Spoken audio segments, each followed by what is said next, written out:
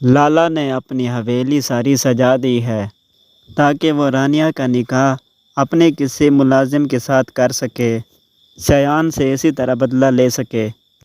شایان کو یہ بھی معلوم ہو چکا ہے رانی اور اس کا بھائی کہاں پر ہیں۔ وہ وہاں پر بہت جلد پہنچ جائے گا اور لالا جی کو بھی اس کے انجام تک پہنچا دے گا۔ اس سے پہلے تو وہ ذکریہ کا قتل کر چکا ہے۔ اسے معلوم ہو جائے گا کہ اس کے باپ نے ذکریہ کو دھوکہ دیا ہے۔ اب شاہان وہاں پر رانیہ کی شادی ہونے نہیں دے گا۔ شادی سے پہلے پہنچ کر وہ رانیہ کو بازاب کرا دے گا۔ چالاک نکلے، بادشاہ بنتے نہیں ہیں، بادشاہ پیدا ہوتے ہیں۔